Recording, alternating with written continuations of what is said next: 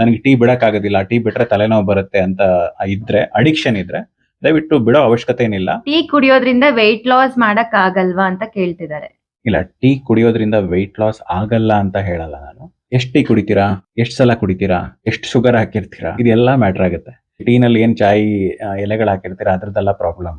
ಅದರಲ್ಲಿ ಒಳ್ಳೆ aunty accident ಎಲ್ಲ ಇರುತ್ತೆ, ಅದೇನ್ ಜಾಸ್ತಿ ತೊಂದರೆ ಇಲ್ಲ ನಿಮ್ಗೆ. ಹಾಲು, ಶುಗರ್ ಏನ್ ಹಾಕಿರ್ತೀರಾ ಅದು ಪೂರ್ತಿ ದಿನ ತಿನ್ನುವ ಆಹಾರದಲ್ಲಿ ನಿಮಗೊಂದು ಅಲೋವೆನ್ಸ್ ಅಂತ, ನಿಮ್ಮ ಕ್ಯಾಲರೀಸ್ ಅಂತ ಇರುತ್ತೆ. ಓಕೆ, ನನ್ನ ದೇಹ ಏನು ಮಾಡಿಲ್ಲ ಅಂದ್ರೂ ನಾನು ಇಷ್ಟು ಬರ್ನ್ ಮಾಡುತ್ತೆ ಅಂತ. ಅದರಲ್ಲಿ ಒಂದು ಟೀ ಕುಡಿದ್ರೆ ಪ್ರಾಬಬಲಿ ನಿಮ್ಮ ವೆಯ್ಟ್ ಲಾಸ್ ಜರ್ನಿಗೆ ಏನು ತೊಂದರೆ ಆಗಲ್ಲ. ಫಾಸ್ಟ್ ಆಗಿ ರಿಸಲ್ಟ್ ಬರಬೇಕು ಅಂದ್ರೆ ಸ್ವಲ್ಪ ಶುಗರ್ ಮತ್ತು ಹಾಲಿನ ಪ್ರಮಾಣ ಸ್ವಲ್ಪ ಕಡಿಮೆ ಇದ್ರೆ ಬೆಟರ್. ಬಟ್ ಇಟ್ ಡಿಪೆಂಡ್ಸ್, ಹಲವಷ್ಟು ಬೇರೆ ಬೇರೆ ಫ್ಯಾಕ್ಟರ್ಗಳ ಮೇಲೆ ಡಿಪೆಂಡ್ ಆಗುತ್ತೆ. ಫಾರ್ ಎಕ್ಸಾಂಪಲ್, ನಾವು ಎಲ್ರಿಗೂ 3 ಹೊತ್ತು ಊಟ ತಿನ್ನಿಸಿ ವೆಯ್ಟ್ ಲಾಸ್ ಮಾಡೋದಕ್ಕೆ ಪ್ರಯತ್ನ ಪಡಿಸ್ತೀವಿ. ಸೊ ನಾವು 3 ಹೊತ್ತು ಊಟ ತಿನ್ನಿಸ್ಬೇಕಾದ್ರೆ ಆಲ್ರೆಡಿ ಅವ್ರ ಕ್ಯಾಲೋರಿ ಸ್ವಲ್ಪ ಜಾಸ್ತಿ ಇರುತ್ತೆ. ಅದರಲ್ಲಿ ಅನ್ನೆಸೆಸರಿ ಫ್ಯಾಕ್ಟರ್ಗಳನ್ನ ತುಂಬಾ ಕಡಿಮೆ ಮಾಡಬೇಕಾಗುತ್ತೆ. ಜಸ್ಟ್ ಮಿಲ್ಕ್, ಶುಗರ್ ಸ್ವಲ್ಪ ಕಡಿಮೆ ಮಾಡಿ, ಶುಗರ್ ಬದಲು ಮಾಂಗ್ ಫ್ರೂಟ್ ಸ್ವೀಟ್ನರ್ ಬಳಸ್ಬೋದು. ಮಾಂಗ್ ಫ್ರೂಟ್ ಅಂತ ಒಂದು ಸ್ವೀಟ್ನರ್ ಇರುತ್ತೆ, ಲೋ ಕ್ಯಾಲರಿ